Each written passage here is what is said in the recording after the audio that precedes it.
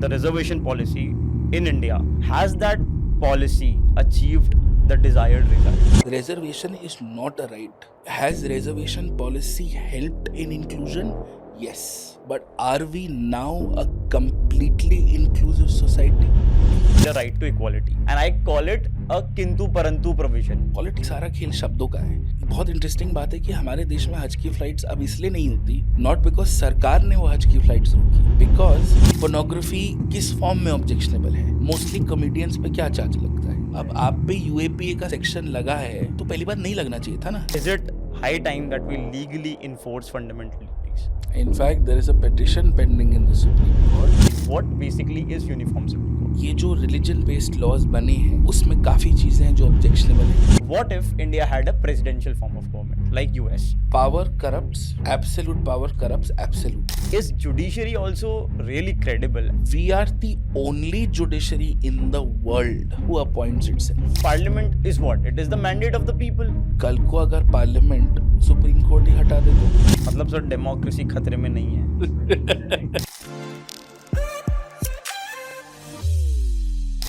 Atish Mathur sir, welcome back to the Gaur Se Suno podcast. कैसे हैं sir? All good, all good. Great sir. आजकल तो sir देखने में आ रहा है सर आप यूपीएससी के क्वेश्चंस प्रिडिक्ट कर रहे हो. ऐसा क्या सोर्स लगा रखा है सर यूपीएससी में जो सारे क्वेश्चंस ही आपके मटेरियल से कहीं ना कहीं तो आ ही रहे हैं, बन ही रहे हैं? सोर्स वो है जो सबको पता है और यूपीएससी की एक ही सच्चाई है, सिलेबस और पीवाईक्यू. उसी को पैटर्न कर लो and you should be able to get most questions right. Trick वही है मतलब. Right. PYQ analysis and Always. connecting it. Always. Maths and science of UPSC. Right, sir. So, sir, the previous episode was a great hit. I thoroughly enjoyed shooting that episode and then watching that again. It was a great episode. But today I'm even more excited because today we are going to discuss Indian polity. Right? And I think I cannot think of a better name than you for this episode. I'm sure you must be also feeling excited. In this episode, sir, my objective is that we try to cover all the important parts of the Constitution, different dimensions, and try to link it with the ongoing issues, right? So, sir, I hope you are ready and excited for that. I really look forward to academic conversations. मतलब जितना heart to heart podcast होते हैं but उतना ही मज़ा मतलब और उतना ही intrigue subject conversations में होता है. Let's make the most out of it. Great, sir. So, sir, we'll begin with the identity card of the Constitution, and that is the preamble, right? My first question to you is, sir, what is the purpose of having a preamble? Okay. So, the purpose of the preamble, from the point of view for descriptive means answer, are basically three things. First, if you read the text of the preamble, it has some categorical dates mentioned. Right. So, in fact, the preamble tells you, if you remember November 1949, it tells you the date on which the Constitution was ready. 26 January 1950 is when the Constitution gets enforced. That's the first principle. The second purpose of the preamble is that the preamble summarizes the Constitution. If you think about it carefully, जो भी preamble में है वो एक बहुत ही descriptive form में constitution में भी है. Right. And thirdly, preamble helps in interpretation. अब वो इंटरप्रिटेशन एक्चुअली भी यूज होता है. जैसे for example there is a word called liberty, right? अब लिबर्टी का मतलब ढूंढ रहे हो आप. Supreme court is trying to interpret कि भाई लिबर्टी का मतलब क्या है. It will go back to the preamble. It will go to referring to the Constituent Assembly debates around the word liberty when the preamble was being discussed and try to come up with the meaning that could be attached. और ये बहुत cases में भी हुआ है. So the preamble's purpose as an interpretative tool is used to interpret laws. It is used to interpret the implementation of international documents that India has ratified. For example, India has ratified the Convention on Discrimination against Discrimination of Women, CEDAW.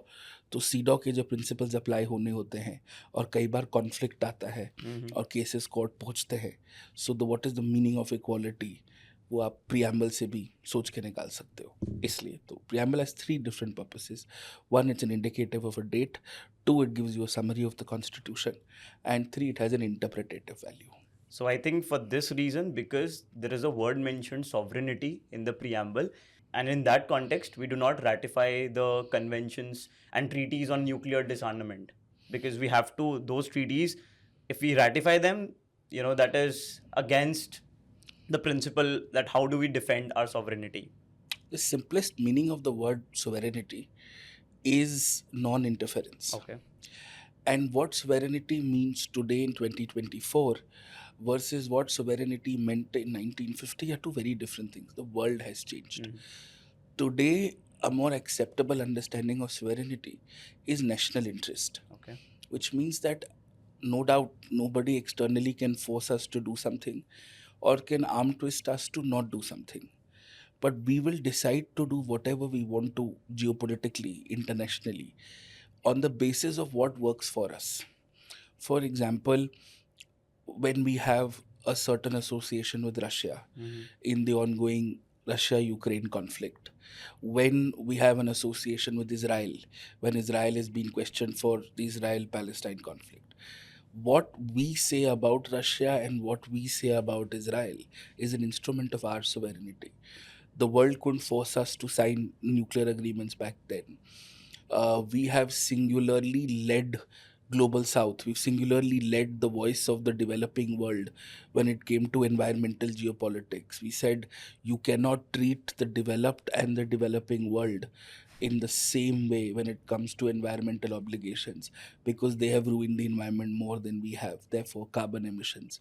So sovereignty today has a lot more to do with national interest. ये मेरे हित में है और मैं अपने हिसाब से डिसाइड करूँगा. अब मैं किसी की साइड लूँ नहीं लूँ, whether it's non-alignment or multipolarity, it's my call. That is the meaning of sovereignty today.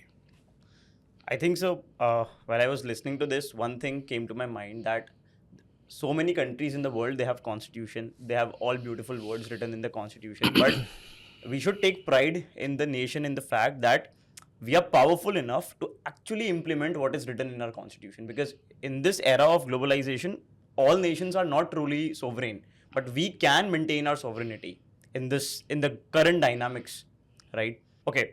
Another word which is mentioned in the preamble is secularism. The original text of the constitution didn't had this word. It was later added with the amendment. But we had freedom of religion.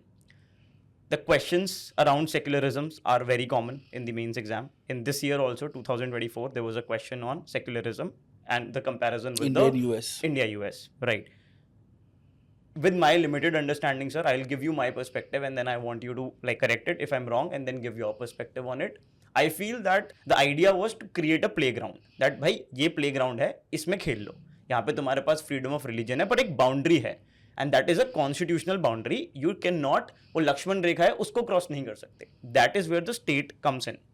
Because the state doesn't have any religion. But it creates a playground for everybody to play as per their wish. So is it right kind of interpretation? And in this context, what is your opinion on the secularism in Indian context, given the diversity we have? The 3 pillars of secularism is equality, neutrality, and tolerance. Okay. And how a nation deals with these 3 pillars is the degree of secularism. Right? इसको थोड़ा 2 step और पीछे चलते हैं. Okay. When we're talking about secularism, we're also talking about religion. Now, the intersection between religion and the state is actually a triangle. It's religion, state, and individual. At an individual level, या तो आप भगवान में मानते हैं या तो भगवान में नहीं मानते हैं. ठीक है. अब अगर आप भगवान में नहीं मानते तो आप 2 तरह के इंसान हैं. आप नहीं मानते और कोई और मानता है तो कोई दिक्कत नहीं है. आप नहीं मानते और आप नहीं चाहते कि कोई और भी ना माने. Intolerance. हाँ, तो वो एक extended variation है. So if somebody believes in God, they are a theist. If somebody themselves don't believe in God, but they're okay with you not believing, then the person is an agnostic person. But if the person strongly believes that God is not real and should not be real, then that person is an atheist. ये एक individual point of view हो गया. अगर आप इसको सरकारियत की नज़र से देखो, दुनिया में दो तरह के देश हैं. या तो you are a theocratic state और right. You are a secular state.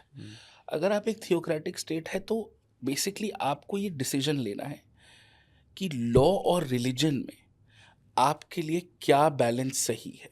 एक थियोक्रेटिक स्टेट में रिलीजन की वैल्यू उस देश के कानून से बड़ी है. तो मतलब उस देश का कानून उस देश के प्राइमरी रिलीजन को वायलेट नहीं करेगा, उसके बेसिस पे बनेगा. सेक्युलरिज्म में उल्टा है. कोई ऑफिशियल रिलीजन नहीं है, किसी रिलीजन में भेदभाव नहीं है, and the law will always be above religion. But secularism सिर्फ यहाँ तक नहीं है. फिर आता है कि स्टेट किस हद तक आपके और आपके भगवान के रिश्ते में आ सकता है. स्टेट अगर ये बोले कि आपका और आपके भगवान का रिश्ता आपका प्राइवेट रिश्ता है, मेरे को इसमें नहीं पड़ना है, ठीक है. मुझे जितना दूर रखना है आप रखो, then you are a passively secular state. लेकिन आप कहते हो कि नहीं, आपका और आपके भगवान के रिश्ते का जो दायरा है जिसके बारे में आप बात कर रहे हो, वो दायरा भी मैं तय करूँगा. और अगर मुझे कुछ ऐसा लगता है कि वो उस दायरे के पार जा रहा है तो मैं उसे होने नहीं दूंगा.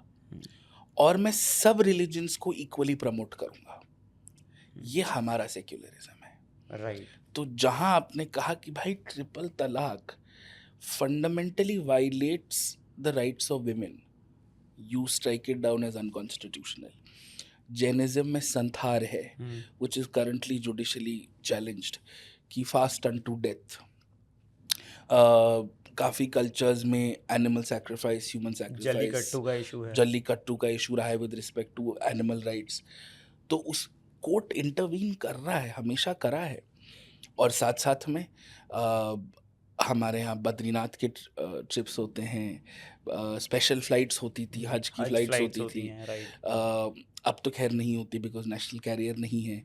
और बहुत इंटरेस्टिंग बात है कि हमारे देश में हज की फ़्लाइट्स अब इसलिए नहीं होती, नॉट बिकॉज सरकार ने वो हज की फ़्लाइट्स रोकी, because somebody from the Islamic community went up to court and said it is not the true meaning of Hajj if it is subsidized. Okay. अगर आप सब्सिडी की वजह से हज कर पा रहे हो तो आप एक सच्चे हाजी नहीं हो. बड़ी इंटरेस्टिंग बात है. तो चाहे अमरनाथ बद्रीनाथ की ट्रिप्स हो गए, या आप देखिए फ्री द टेम्पल्स मूवमेंट बहुत चलता है कि हमारे तिरुपति ट्रस्ट्स है, ये सब मैनेज्ड है ना बाय द गवर्नमेंट. तो हमारे यहाँ सेक्युलरिज्म, स्टेट और इंडिविजुअल बहुत क्लोजली लिंक्ड है. Indian secularism is very unique in the world. Temple वाली बात पे sir, I remember your lecture जब आपने बताया था that in India there is the right to property for individual is not a fundamental right, but the right to property for religious denomination, that is still a fundamental right. Yes. If we carefully observe it. Yes. Very interestingly, in fact, under Articles 25 to 28, you have the right to acquire immovable assets. वो right to property तो हुई immovable, वो religious institutions को अभी भी है. In fact I take a second and I tell you, इन शब्द पॉलिटी सारा खेल शब्दों का है, सारा खेल शब्दों के वर्ड मीनिंग का है. तो अगर आप उस आर्टिकल को बहुत ध्यान से पढ़ें तो उसमें लिखा हुआ religious denominations have the right. और रिलीजियस डिनोमिनेशन क्या है वो भी कोर्ट आपको इंटरप्रेट करके देता है. जैसे for example the Vaishnavas are a religious denomination, Iyengars are a religious denomination. Court ये आइडेंटिफाई करके देता है आपको. Dawoodi Bohra community is a religious denomination. Hinduism is not a religious denomination. And that is why the temples, the Vaishno Devi Shrine Board, it is with the government. The control is with the government. And I think an IAS is the heading of the Shrine Board. Yes. Right. Now, so moving on and coming to part 3 of the Constitution, the heart of the Constitution, we can say the fundamental rights. Fundamental rights, that is basically how the Constitution shares a relationship with the citizens of the nation and even the foreigners to some extent. So, the fundamental rights, obviously, they empower the citizen, and at the same time, they keep a check on the power of the state to not take away those fundamental rights. in all the fundamental rights, I have to talk about three most important things. Number first being the right to equality, and I call it a kintu parantu provision. Like right to equality है, किंतु ये हम special provisions बना सकते हैं, परंतु ऐसे भी बना सकते हैं. Like we can have special provisions for women, children, and then scheduled castes, scheduled tribes, socially and economically backward classes of citizens, and now the EWS also. From this point, we go to the affirmative actions, which is the reservation policy. We all agree in the concept that there was historical injustice, and the concept of affirmative action is fair enough, right? But the impact of those affirmative actions, they are a point of discussion. So according to you, the policy, the affirmative actions, the reservation policy in India, has that policy achieved the desired result, and is there a need to change it? Not saying that there should not be reservation, but yeah, there can be a change in the policy. It's like, sorry to interrupt, but the means versus end debate you talk about. It's the means is right, but are we achieving the end? I'm so glad that you started with the concept of equality. To my limited understanding, हमारे constitution की सबसे underrated right is right to equality. ऐसा क्यों sir? Because लोग उसका impact नहीं समझ पाते. ओके. आप जितने भी मेजर सोशियो लीगल रिफॉर्म्स सुनोगे, decriminalization of homosexuality, recognition of transgenders as the third gender, decriminalization of adultery, अब जितने मेजर सोशो लीगल रिफॉर्म सुनोगे वो कहीं ना कहीं कोर्ट्स में आर्ग्यू इक्वालिटी पे होते हैं. We have an understanding of what is called substantive equality and static equality, right? तो reservation is an application of substantive equality. कि मतलब ऐसा लग रहा होगा कि सब एक तरफ से रेस स्टार्ट कर रहे हैं, लेकिन अगर कोई एक हैंडीकैप्ड है और कोई एक एथलीट है, अगर वो दोनों लोग 200 किलोमीटर एक ही जगह से स्टार्ट करेंगे तो वो फंडामेंटली अनफेयर है. That is the concept of substantive equality. अब इसका मतलब ये है कि इक्वालिटी एब्सोल्यूट नहीं है. इसका मतलब कहीं ना कहीं हमें कभी कभी लोगों को एक्स्ट्रा ट्रीट करना पड़ेगा और कभी कभी लोगों को अंडर ट्रीट करना पड़ेगा. That is why equality has two words, equal protection of law and equality before law. ना इक्वालिटी बिफोर लॉ एब्सोल्यूट है, ना equal protection of law absolute है. मतलब कहना कि कानून के सामने सब बराबर है, ये भी पूरी तरह सही नहीं है, और कहना कि कुछ लोग थोड़े ज़्यादा बराबर हैं और वो भी पूरी तरह जस्टिफाइड नहीं है. इसका एक्चुअली कॉन्सेप्ट और भी ज़्यादा सिंपल है. In law there are two legal principles. One is intelligible differentia, the second is rational nexus. और ये इक्वालिटी के दोनों कॉन्सेप्ट्स पे लगता है. इक्वालिटी बिफोर लॉ पे भी लगता है और इक्वल प्रोटेक्शन ऑफ लॉ पे भी लगता है. थोड़ा सा इन दोनों कॉन्सेप्ट्स को सिंपलीफाई करो आप. बिल्कुल सिंपल तरीके से बताता हूँ. अगर मैं कहूँ इंटेलिजिबल डिफरेंशिया, अगर मैं दो लोगों के बीच में भेदभाव कर रहा हूँ, जिन रीजंस की वजह से मैं दो लोगों के बीच में भेदभाव कर रहा हूँ, चाहे वो अच्छा भेदभाव हो चाहे वो गलत भेदभाव हो, क्या वो रीजंस सही हैं? ओके. फॉर एग्जाम्पल मैं कहता हूँ कि प्रेसिडेंट के पास इम्यूनिटी है, मेरे पास तो नहीं है. प्रेसिडेंट के पास अपने प्रोफेशनल एक्शंस के लिए कंप्लीट इम्यूनिटी है, मेरे पास नहीं है. तो प्रेसिडेंट मुझसे बड़े हो गए, क्या ये जस्टिफाइड है? क्योंकि president is the head of the state. तो मैंने डिस्क्रिमिनेट किया ना, लेकिन मेरे रीजंस जस्टिफाइड है. दूसरा शब्द होता है रैशनल नेक्सस, कि इन रीजन, जिस रीजन से मैंने दो लोगों के बीच में डिवीजन किया है, दो ग्रुप्स के बीच में भेदभाव किया है, उससे जो मैं अचीव करना चाह रहा हूँ, क्या वो जस्टिफाइड है? अगर मैं प्रेसिडेंट को उनके ऑफिशियल कामों के लिए पूरी इम्यूनिटी दे रहा हूँ, क्यों दे रहा हूँ?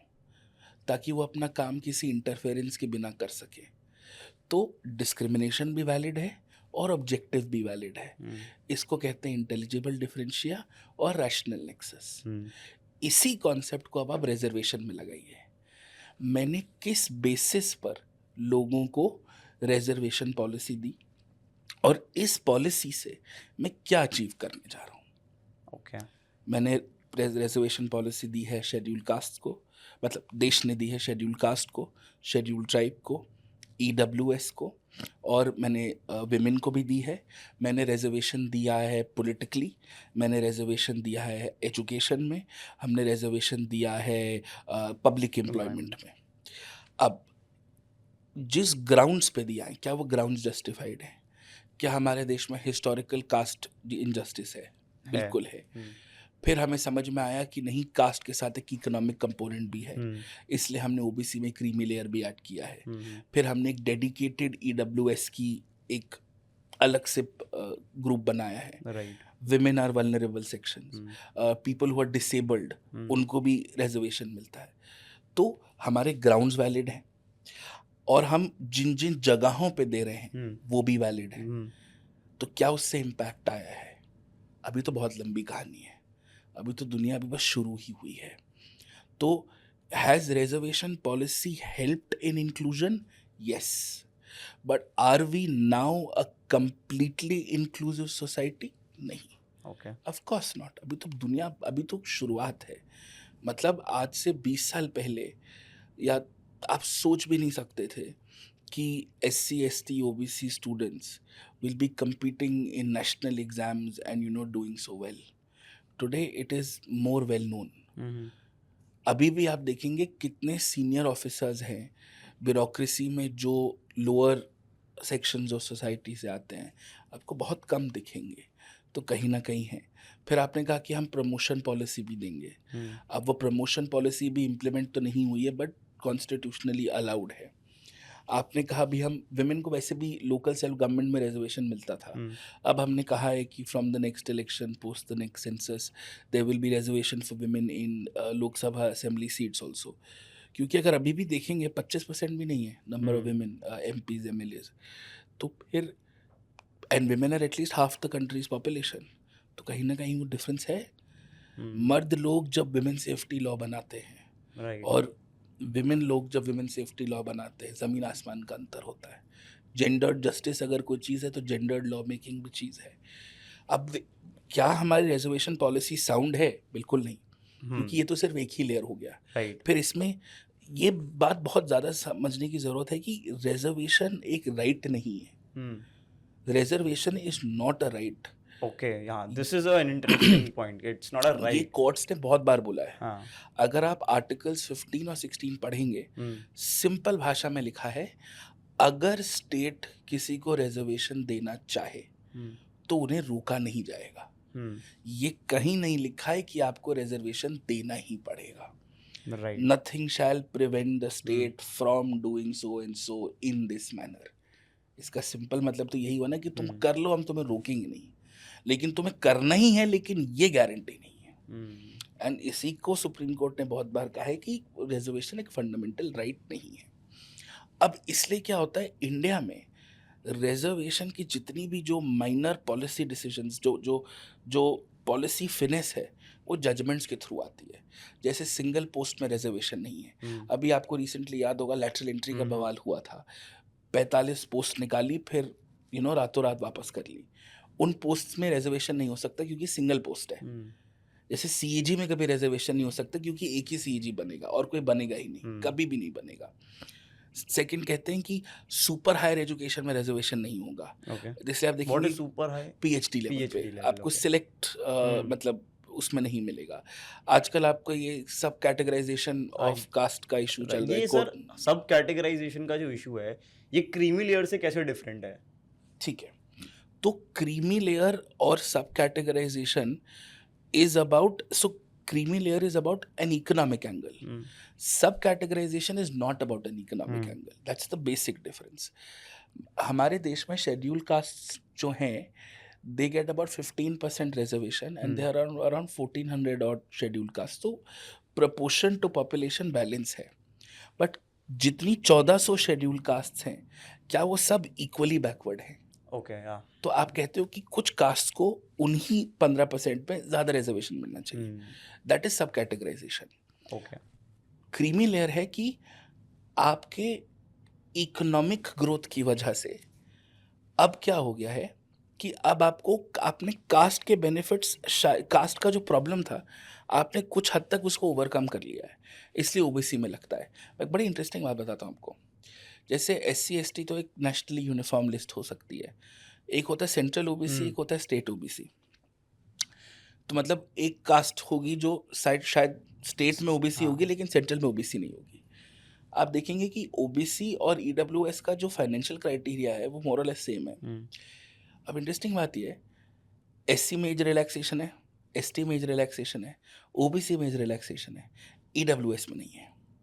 अब आप सोचो, इफ देयर इज समबडी जो अपने स्टेट में OBC है लेकिन सेंट्रल लिस्ट में OBC नहीं है, तो वो सेंटर EWS से भरेगा और EWS में एज रिलैक्सेशन नहीं है। इसका क्या बेसिस है? ये कॉन्स्टिट्यूशनली एक अनसॉल्व्ड प्रॉब्लम है। दैट इज वाई अलग अलग जो स्टेट सर्विसेज के एग्जाम्स होते हैं उनमें भी जो कंडीशंस एलिजिबिलिटी होती है, एज रिलैक्सेशन होती है, वो डिफरेंट होती है। बिल्कुल। आई थिंक राजस्थान ने जैसे अभी नोटिफिकेशन निकाली थी तो उनमें they get the age relaxation, right? JNK में भी I think.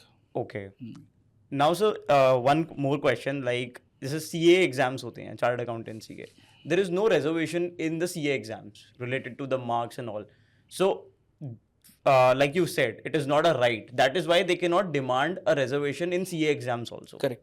Right, because they have a condition that you need to get 40% marks in each subject and an aggregate of 50%, and whoever gets it, they are qualified. You can't say that there has to be a lesser limit for any other category.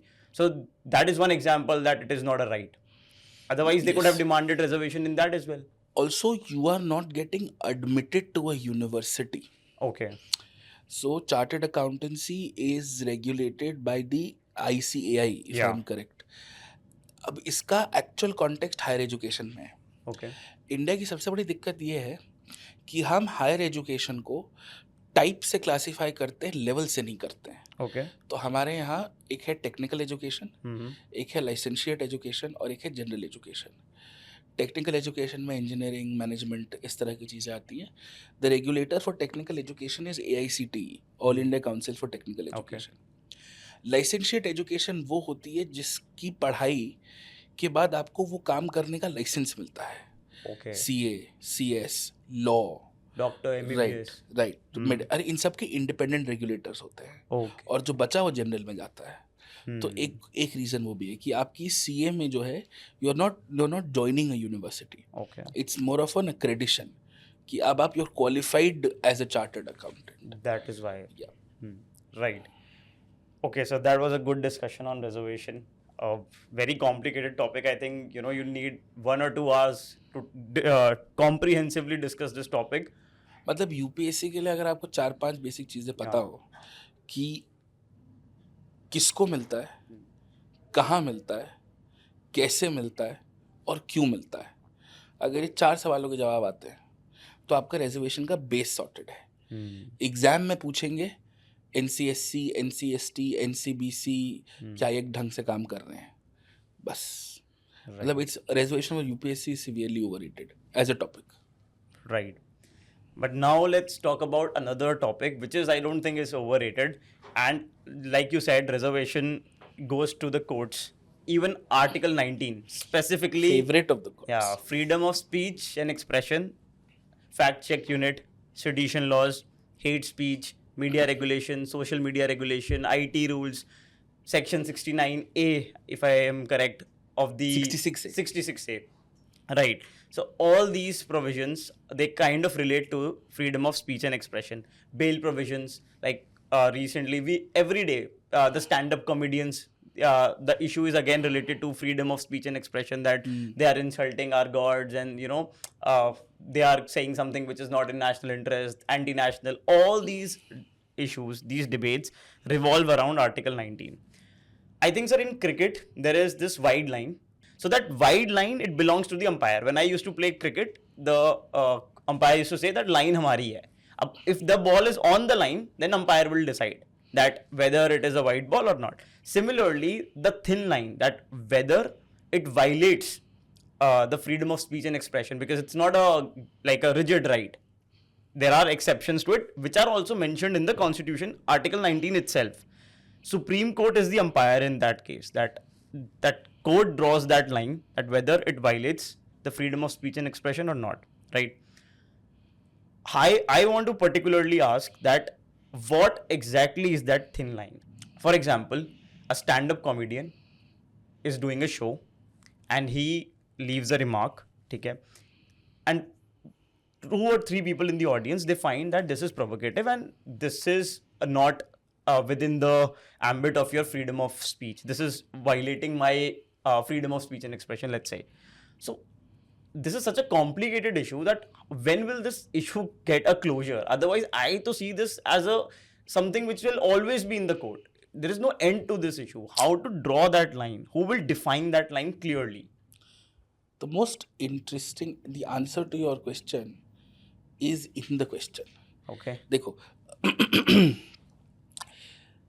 Article 19 gives you 6 freedoms. Right. उसमें से एक चली गई है, right to property था.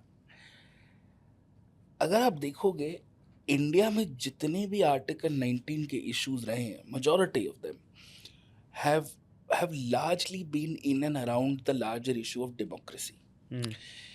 ये दुनिया में ऐसा नहीं है.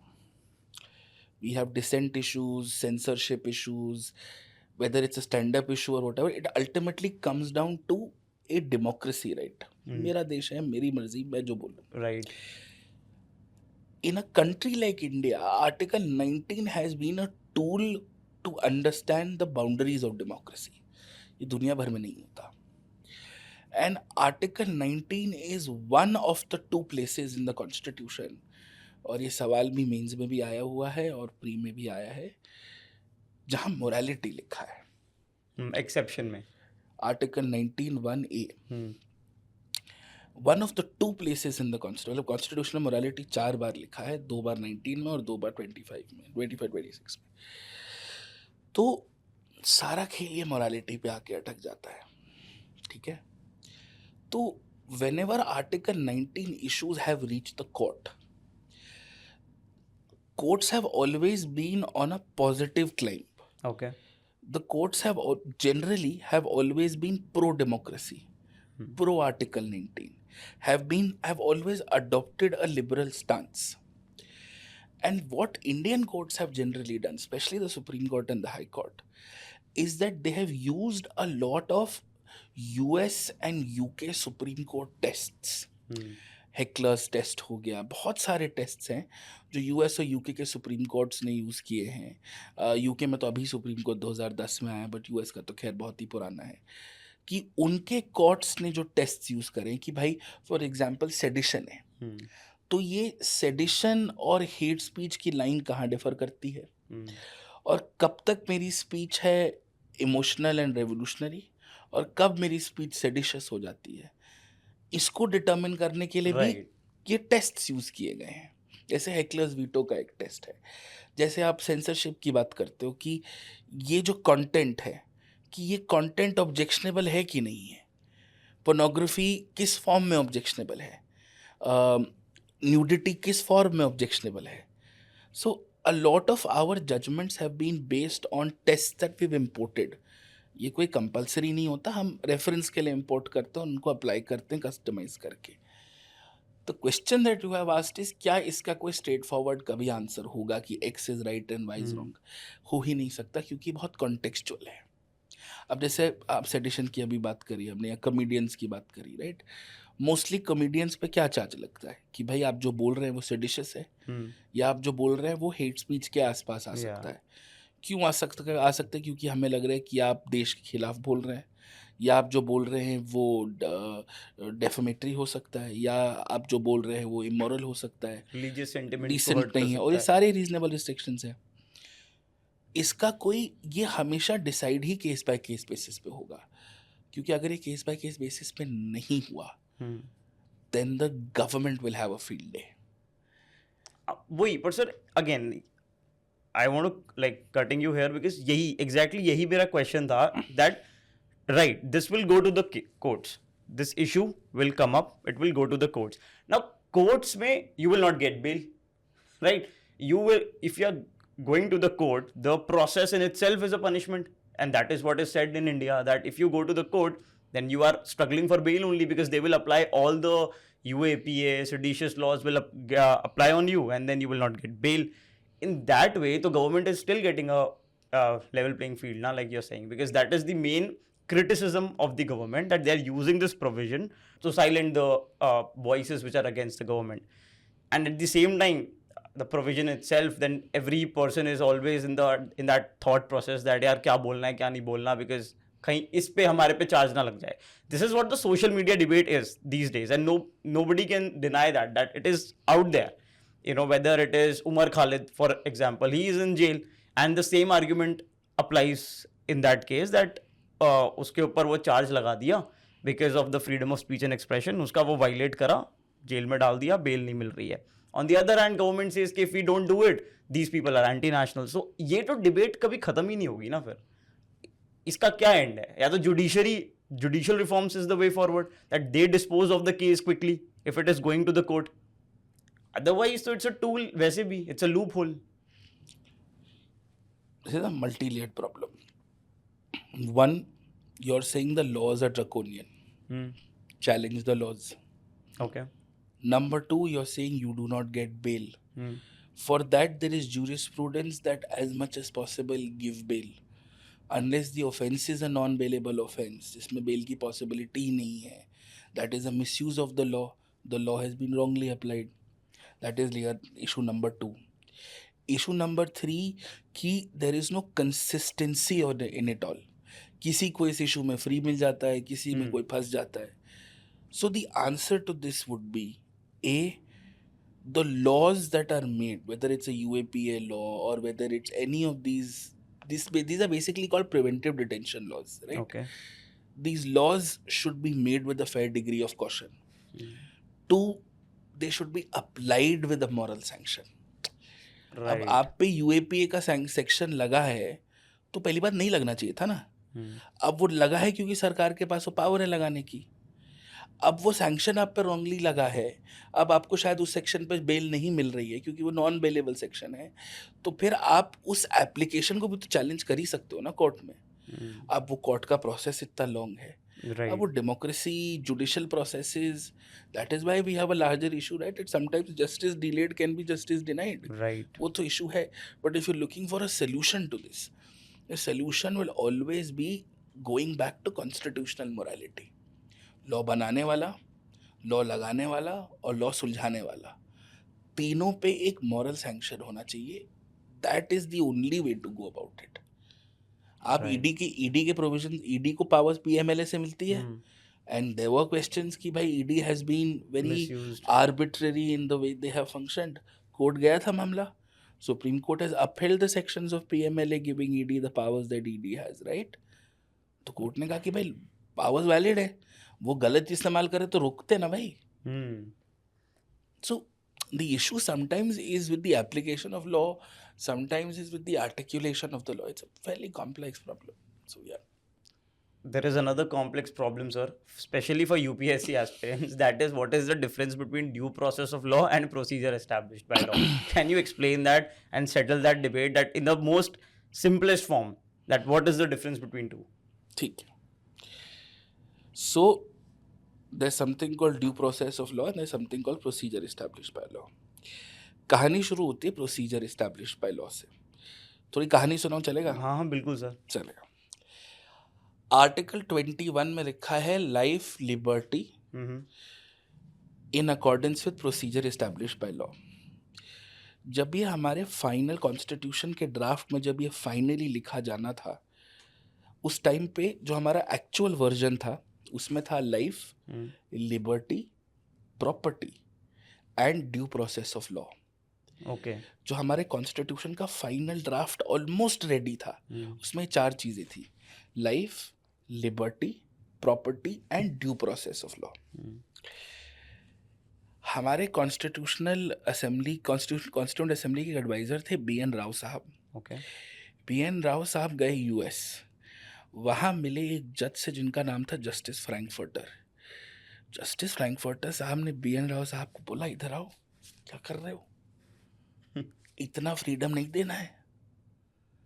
Okay. क्योंकि ड्यू प्रोसेस ऑफ लॉ आप लोगों के हाथ में पावर दे रहे हो, कोर्ट्स के हाथ में पावर दे रहे हो, उससे सरकार का दबदबा कम होगा। ये थिंकिंग थी उस टाइम पे।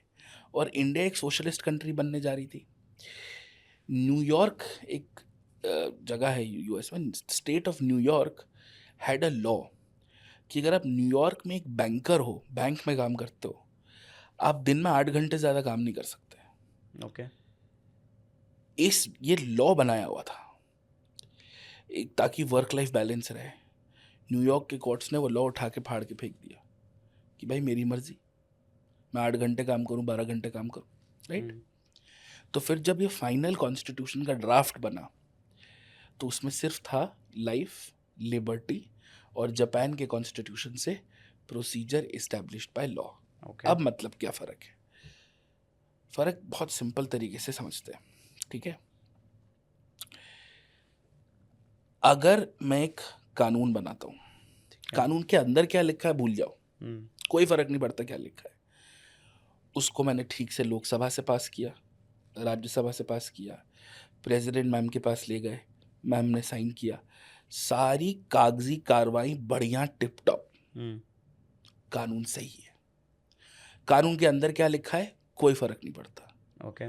The law has been passed in the right manner, that is called procedure established by law. Okay. Simple. अब कानून के अंदर क्या लिखा है, क्या वो सही है या नहीं, क्या वो एक्चुअली मॉरल बात कर रहा है कि नहीं। कल को मैं कानून बना देता हूँ लोकसभा राज्यसभा में पास करा के कि कोई भी इंसान जो थोड़ा सा मोटा है, वाइट शर्ट पहनता है और सफ़ेद दाढ़ी है, उसको 8 बजे के बाद टपका दो। लोकसभा में लॉ बना दो, राज्यसभा में लॉ बना दो। लोकसभा ने पास कर दिया, राज्यसभा ने पास कर दिया, प्रेसिडेंट ने साइन कर दिया, तो क्या मैं लटक जाऊंगा? कानून गलत है ना, कि आप बिना तुक के मोटे गेंडों को आप मार रहे हो। That is due process of law. पर ड्यू प्रोसेस तो है नहीं सर फिर इंडिया में। तो अब वो दूसरा सवाल है। अब ड्यू प्रोसेस दो तरह के होते हैं कि एक होता है प्रोसीजरल ड्यू प्रोसेस, एक होता है सब्सटेंटिव ड्यू प्रोसेस। जो मैंने आपको एग्जांपल दिया कि भाई एक आपने ऐसा कानून बना दिया जिसमें जिसकी सफ़ेद दाढ़ी है उसको आपने 8 बजे के बाद टपका दिया, that is substantive due process का वायलेशन। ओके। आपने बिना किसी रीज़न के डिस्क्रिमिनेटली किसी को मार दिया। अगर मैं ये कहूँ कि गर्मियों में चाय पीना क्राइम है, that is substantive due process का violation. Okay.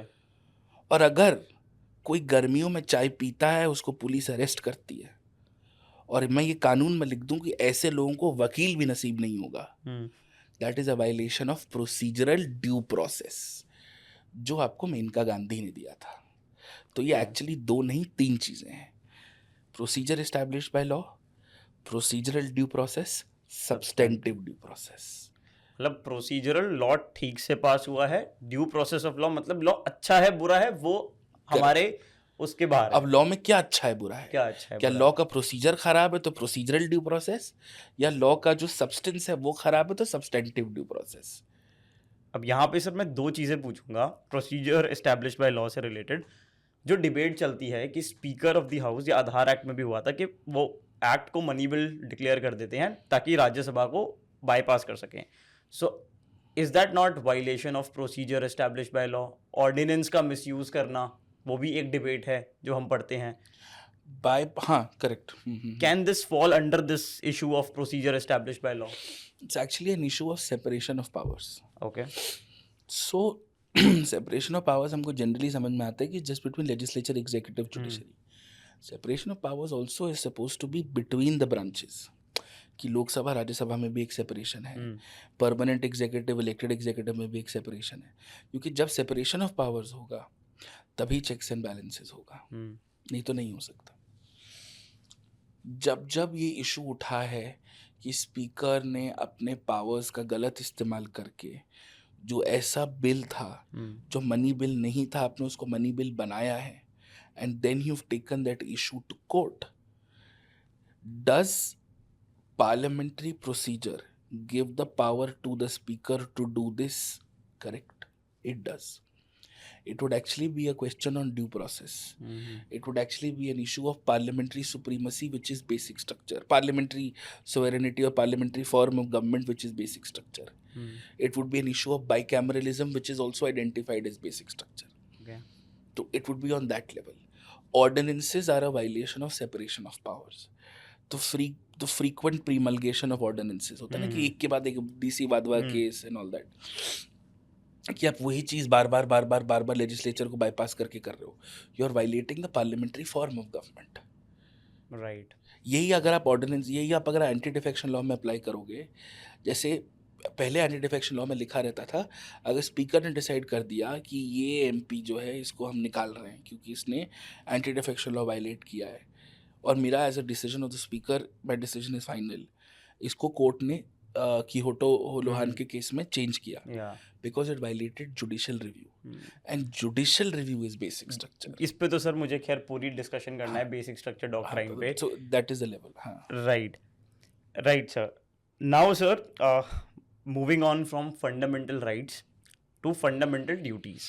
Constitution empowers citizens, but it also says कि भाई थोड़ा ये तुम्हारी duties भी हैं. But whenever I visit any kind of monument, there are love stories written all over it. Last year we went to Jim Corbett National Park and we were doing the safari. So people were littering the chips packet and biscuits, and it is strictly prohibited there. Environment. On Republic Day, Independence Day, you will see the next day, you will see flags on the road. People take pride that हम tax चुराते हैं, बचाते हैं. This is a very common thing in the public. Then sir, pseudoscience. If you watch social media, pseudoscience is all over the place, right? Pseudoscience मतलब? Pseudoscience मतलब वो सब sir superstitions में believe करवाना, ये बताना कि ये जो मेडिकल साइंस नहीं है उसके अलावा भी लोग सजेशन दे रहे हैं जो डॉक्टर्स को देने चाहिए कि लिवर ठीक करना है, ये पी लो, ऐसा कर लो, ये जड़ी बूटी खा लो, कमरे में सरसों का तेल रख लो, डेंगू नहीं होगा. राइट. सही बात है. In all this, in this context sir, नहीं राइट, दैट इज, हाँ तो है, लोग बोलते हैं ये हर दिन मैं देखता हूँ एंड एवरी अरे टाइम. मैंने टीचरों को बोलते हुए सुना है भाई, इसमें क्या है? तो छोड़ दो.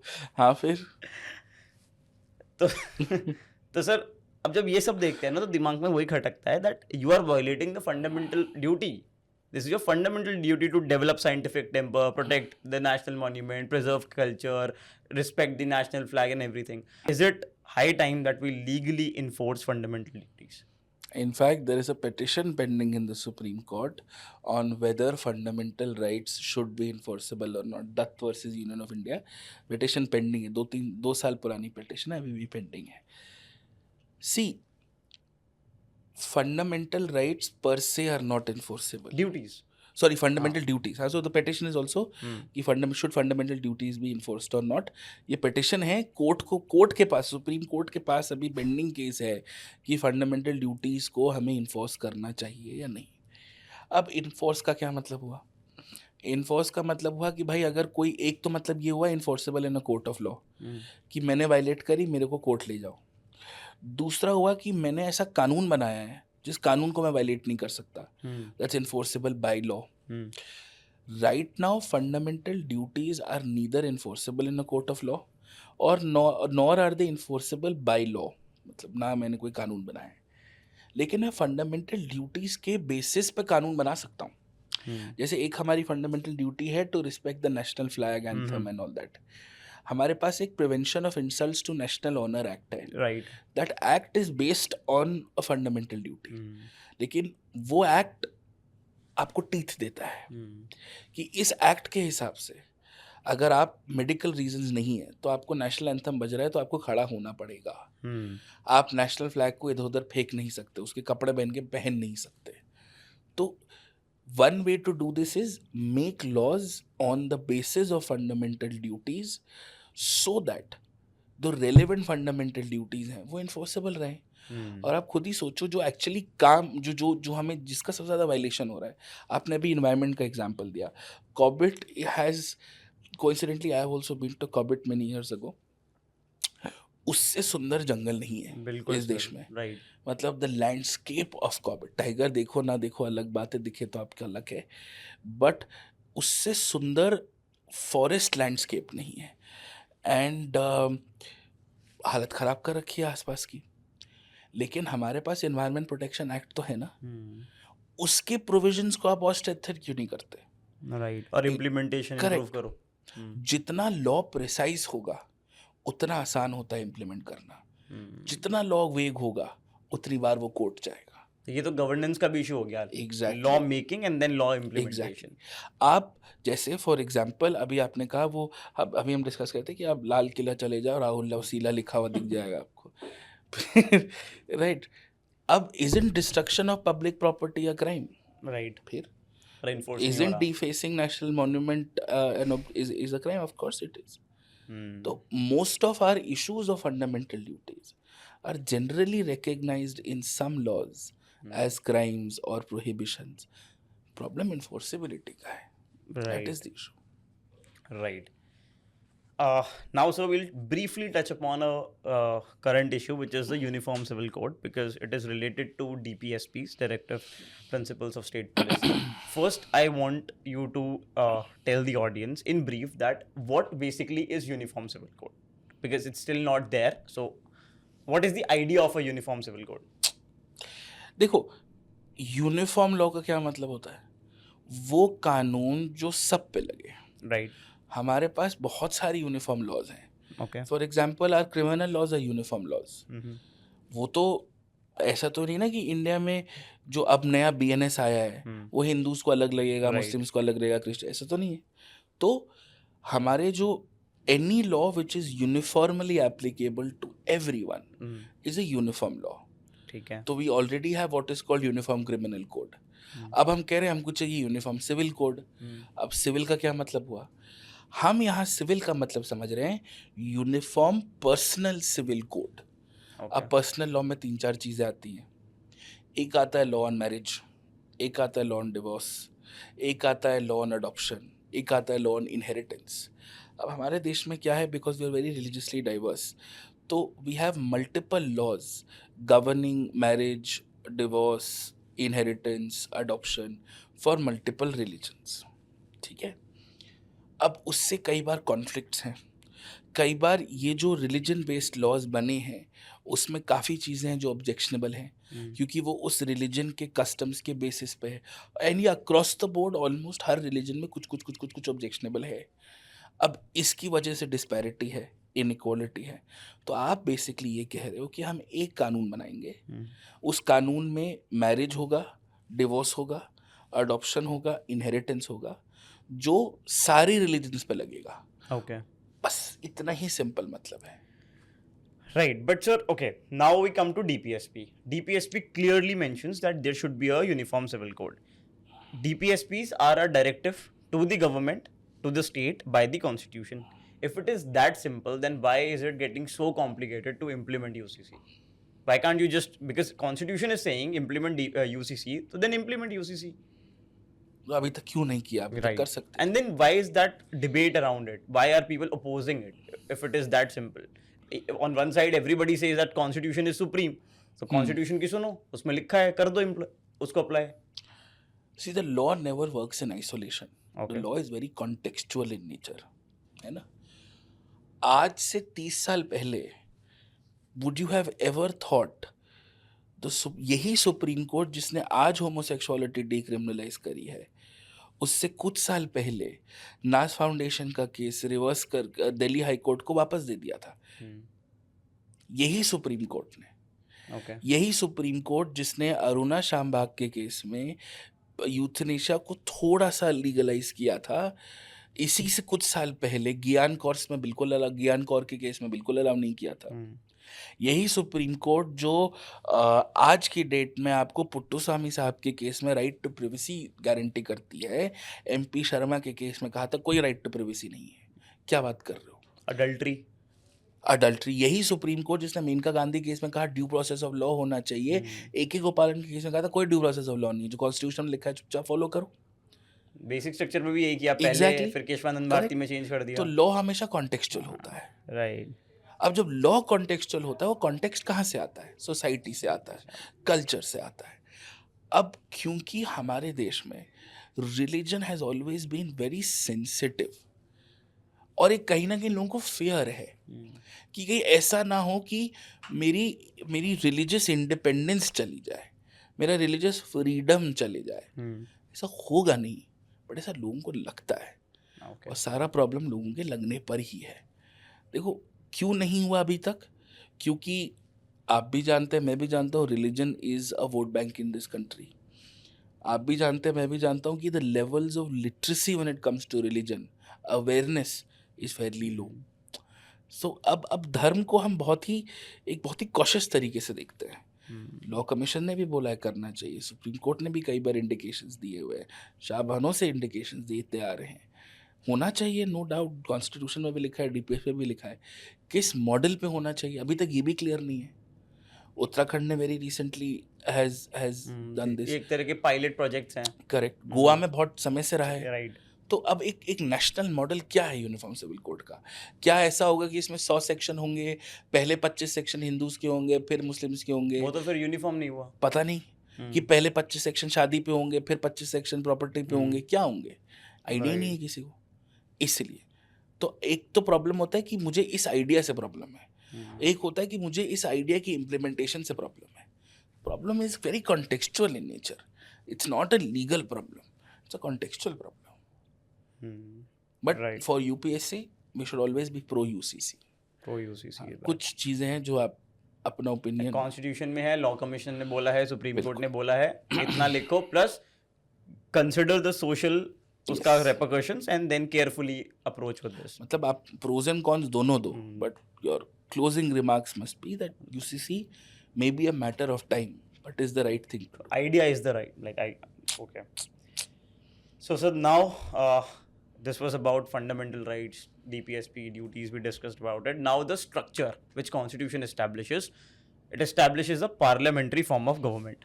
Article 79, the executive is collectively responsible to the Lok Sabha. The Prime Minister and the Council of Ministers, they are collectively responsible. This collective responsibility is a very key word in parliamentary form of government. I have a different question and a very rookie kind of a question. What if India had a presidential form of government like US? How different things would have been. Like there was a question in history that if Gandhi ji would have not been as a part of the national movement, then what would be the result? Something like that was a question. My question is, what different could have happened if we went for a presidential form of government given the dynamics of our country? अब difference in terms of how the country is today या फिर In terms of, फिर we can also talk about it. Can we shift to a presidential form of no, we government? can't, because basic structure, parliamentary form is basic structure. नहीं, we have Assume to talk, करते हैं कि assuming नहीं। that we can. If we can, should we or should we not? Okay, see, again let's go back to context. ये क्यों किया हमने? यही एक्चुअली क्वेश्चन है, why actually parliamentary form of government, why not presidential? Power corrupts, absolute power corrupts absolutely. इस statement में इस चीज़ का जवाब है कि हम एक पार्लियामेंट्री सिस्टम क्यों हैं और एक प्रेसिडेंशियल सिस्टम क्यों नहीं है। Okay. We had more than 150 years of colonial rule. तो हमें डर सिर्फ ब्रिटिश गवर्नमेंट से नहीं लगता था, हमें डर गवर्नमेंट से भी लगता था। दूसरा रीज़न, यूएस में सबने, वो 13 ब्रिटिश कॉलोनीज थी, उन्होंने लड़ाई करी, ब्रिटिशर्स को भगाया और कहा आओ चलो यूएस से बनाए। यूएस में पहले क्या आया? स्टेट गवर्नमेंट, फिर आया सेंट्रल गवर्नमेंट। हमारे यहाँ वॉलंटरी भी है और इनवॉलंटरी भी है हमारा फेडरल सेटअप। तीसरा, अगर आप इंडिया का सोशो इकोनॉमिक स्टेटस देखो 1950s के आसपास, 16% तो लिटरेसी रेट थी, female literacy rate was about 9%। वो देश जिसमें 90% औरतें पढ़ लिख नहीं सकती, 85% जनरल जनता पढ़ लिख नहीं सकती, उनके लिए प्रेसिडेंशियल सिस्टम समझना कितना मुश्किल होगा, ये भी सोचो। And fourth is diversity. India has always been home to all religions, all cultures, सब कल्चर्स इन द वर्ल्ड। तो एक ऐसा देश जिसमें 150 साल तक बाहरी हुकूमत रही हो, एक ऐसा देश जिसके जो प्रदेश हैं, कुछ मन से आए हैं, कुछ हाथ मरोड़ के आए हैं। एक ऐसा देश जिसमें 85% लोग पढ़ लिख नहीं सकते, और एक ऐसा देश जिसमें इतनी डाइवर्सिटी आप गिन के थक जाओगे। आपको आइडेंटिटी लोगों के पास ले जानी पड़ेगी। मैं अपना एमपी चुन रहा हूँ, मैं अपना एमएलए चुन रहा हूँ। Right, that is the most principled reason as to why we have a parliamentary system. इसके बहुत लॉजिस्टिकल रीजंस भी हैं। देखो, पार्लियामेंट्री सिस्टम का इलेक्शन समझाना बहुत आसान है। आपका क्षेत्र, आपका कैंडिडेट चूज कर लो, बात खत्म। प्रेसिडेंशियल सिस्टम तो आधे को यूएस में ही नहीं समझ में आज तक कैसे होता है। Democratic convention, primary, secondaries, caucuses, it's a very complex system. Presidential system is a very complex system. दूसरा रीजन है अकाउंटेबिलिटी, जो आपने शब्द यूज किया, कलेक्टिव रिस्पॉन्सिबिलिटी। मंत्री वही होगा जो एमपी होगा। आज नहीं तो 6 महीने में एमपी बनना पड़ेगा। राइट, एमपी नहीं हो तो मंत्री नहीं बन सकते। यूएस में प्रेसिडेंट है, जो प्रेसिडेंट अपने मंत्री यूएस में चुनता है, जिसको सेक्रेटरी ऑफ स्टेट हो गया, डिफेंस हो गया, वो थोड़ी ना यूएस पार्लियामेंट का हिस्सा होते हैं। किसी को भी बना ले। ट्रम्प साहब ने अपनी क्या बोलते हैं उनको, डॉटर्स हस्बैंड क्या होता है, अपने जमाई जी को अपने कैबिनेट में रखा था। फिर अकाउंटेबिलिटी बेटर है। हाँ, स्लो है। हाँ, डेमोक्रेसी कई बार आपको फ्रस्ट्रेटिंग लगेगी, लेकिन यही डेमोक्रेसी है जो आपको बार बार एक रियलिटी चेक देगी। इसलिए तो क्या हमें प्रेसिडेंशियल सिस्टम में शिफ्ट करना चाहिए? मेरे ख्याल से हमें नहीं करना चाहिए, बिकॉज इंडिया के लिए नहीं बना है। चैलेंजेस हैं, but we should not shift. मतलब सर, डेमोक्रेसी खतरे में नहीं है या है? देख, सेडिशन तो नहीं है, लेकिन जो नया वाला लॉ आया है, उसका जो सेक्शन 156 है गौर साहब, वो सेडिशन से ज़्यादा खतरनाक है। अच्छा, तो क्या डेमोक्रेसी है या नहीं, इसका जवाब ना आप दूंगे ना मैं दूंगा। हाँ, हम चुपचाप नेक्स्ट क्वेश्चन पे चलेंगे। Right, 150, 156 of the new BNS, not sure which section, दोनों में से। right. Sir, now there are 3 organs: legislature, executive and judiciary. I'm sure judiciary आपका favorite होगा, being a Supreme Court lawyer. I have to talk about judiciary in detail, क्योंकि judiciary, and I have a personal interest in this, because जब भी judiciary पे editorial comes, I read it very passionately. Criticism बहुत होता है, plus again in news भी से देखो, न्यायालय ने ये बोल दिया, उच्च न्यायालय ने, तो ये बात सही है। At the same time, there has to be a fair criticism also. Collegium system. Let's start from the appointment of the judges. मैं आपको 3 चीजें बोलूंगा। अपॉइंटमेंट ऑफ द जजेस खुद करते हैं, कलीजियम सिस्टम। एनजैक आया था, रिजेक्ट कर दिया। Removal, it happens as per the जजेस इंक्वायरी एक्ट। उसमें भी जो मेजोरिटी जो प्रोसेस होता है, उसमें जजेस इंक्वायरी एक्ट के अंडर ही वो कमिटी बनती है 3 लोगों की, उसमें भी मेजोरिटी जजेस की होती है। Post retirement they can get a seat in Rajya Sabha. So पूरा जो सिस्टम है, and then you can not question the credibility of judiciary. So coming from the background of judiciary, I want to ask you that is judiciary also really credible, and should we blindly just keep a blind on our face and just trust what judiciary is saying? Because I think it is fair to question judiciary also. Should you critically evaluate how judge appointments are made? Because just one thing, sorry for the audience also, and if I'm correct, the constitution just says that the president should appoint the judges in consultation with judiciary. अब उसकी interpretation इन्होंने खुद निकाली है, correct, with different cases. So can you just explain the appointment process and then about the topic of credibility? ठीक है। मतलब एक बहुत सिंपल तरीका ये है कि as you rightly said, the constitution says the president should appoint Supreme Court judges in a consultative manner. अब वो consultative manner क्या है, वो सुप्रीम कोर्ट ने फर्स्ट जजेस केस, सेकंड जजेस केस, थर्ड जजेस केस से खुद ही डिवाइस किया है। ठीक है, जिसको आप कोलिजियम सिस्टम कहते हो। कोलिजियम सिस्टम कुछ नहीं है।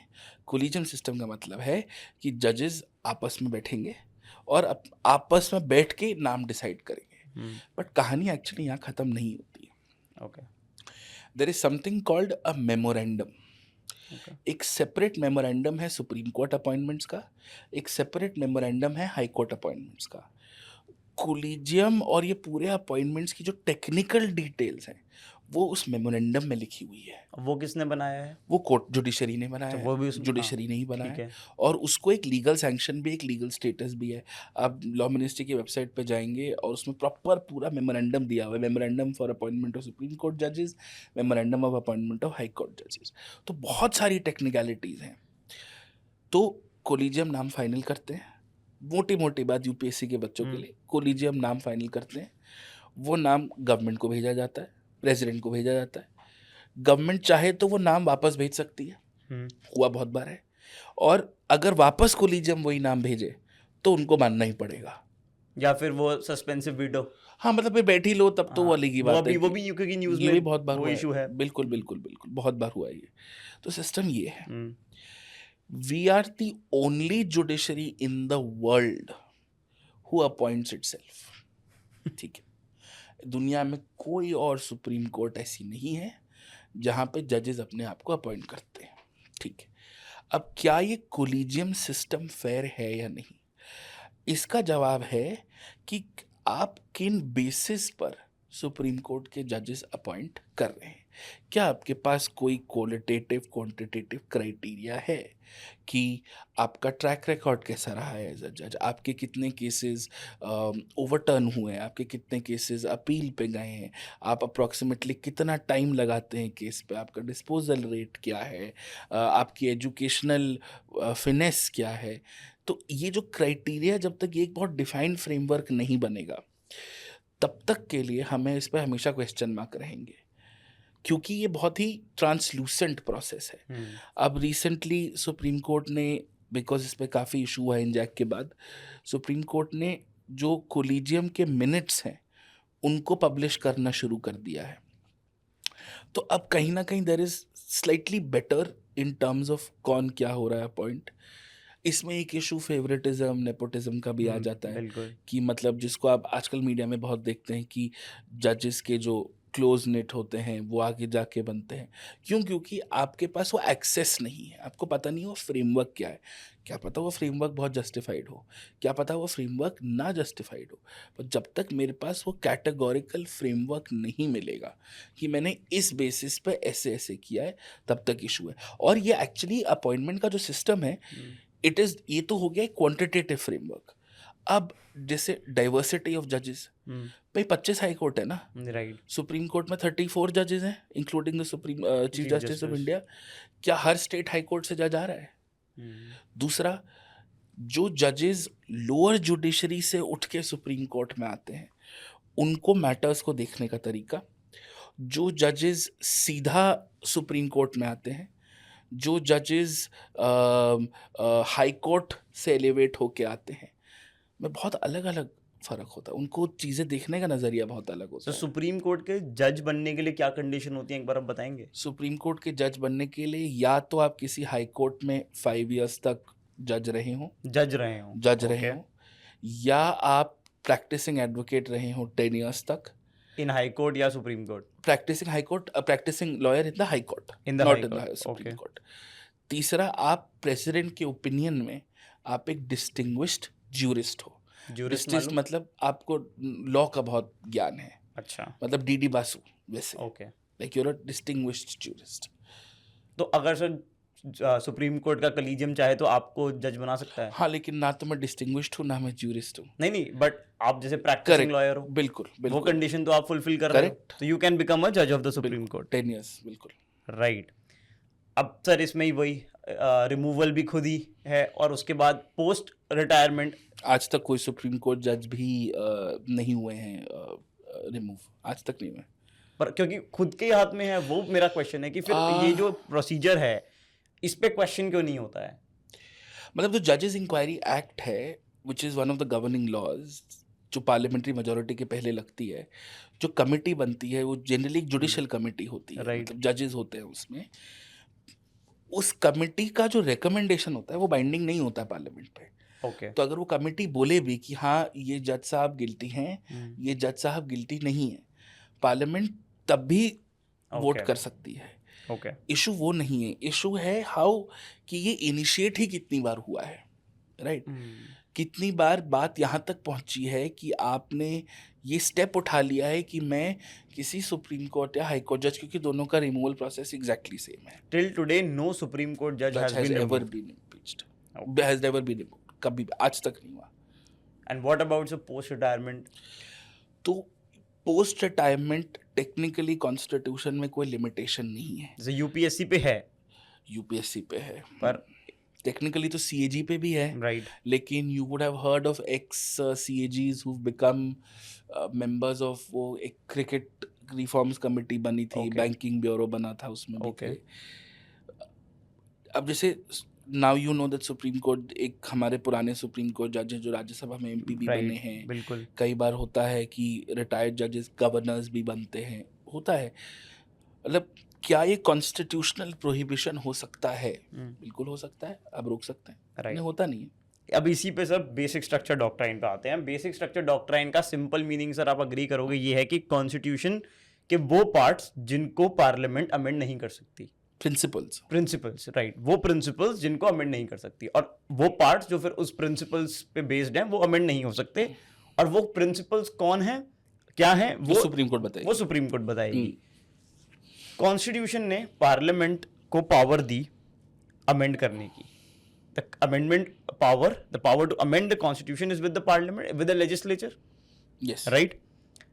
हाउ डिड जुडिशरी डिसाइड कि हम बताएंगे कि क्या अमेंड नहीं हो सकता? जब कॉन्स्टिट्यूशन ने वो पावर लेजिस्लेचर को दी है, तो why did judiciary interfere in this कि भाई हम बताएंगे कि बेसिक स्ट्रक्चर ये है और तुम इसको अमेंड नहीं कर सकते? Excellent question. The judiciary came up with the doctrine of basic structure to determine the extent to which the constitution can be amended because of Article 368. Okay. Article 368 says the parliament can amend the constitution. Right. It does not say what it can, it does not say what it can't. Okay. So technically, by a simple reading of Article 368, you could amend anything in the Constitution. या. And if you could amend anything in the Constitution, you could take away those provisions theoretically which make the Constitution what it is. कल को अगर parliament supreme court ही हटा दे तो? But sir हाँ, ये reason I understand, but then तो you are questioning parliament is what? It is the mandate of the people, right. तो उसके लिए तो लोग हैं ना, वो उनको हटा देंगे. You are questioning the mandate of the people, of the citizens of India. So ज्यादा इंपॉर्टेंट क्या है? Mandate of the people and the current mandate of the current context of the current kind of parliamentarians that we have okay. versus the kind of like the magnificence the judiciary enjoys. और इस parliament और judiciary की tussle के बीच में पिस रहा है constitution. Constitution है तो लेजिस्लेचर है, तो एग्जीक्यूटिव है, तो जुडिशरी है. कॉन्स्टिट्यूशन को बचाने के लिए जुडिशरी कहता है कि तुम ये चेंज नहीं कर सकते. बताने वाला भी वो है. और ऐसा नहीं जुडिशरी ने वो चुपके से लिखा ना जुडिशियल रिव्यू. जुडिशरी ने जुडिशियल इंडिपेंडेंस को भी बेसिक स्ट्रक्चर में डाला. उसकी आड़ में आप एनजैक नहीं ला पाए. तो और यही आप जो बोले Correct. कॉन्स्टिट्यूशनल प्रोहिबिशन जुडिशरी के ऊपर भी, तो फिर कौन लगाएगा अगर जुडिशरी ही Correct. बताएगी ये चीज? तो अगर आप बेसिक स्ट्रक्चर के फीचर्स को देखो, except for independence of judiciary and judicial review, most of the other things have nothing to do with the judiciary. Judicial review भी इसलिए ज़रूरी है because it's judicial review of legislative and executive action.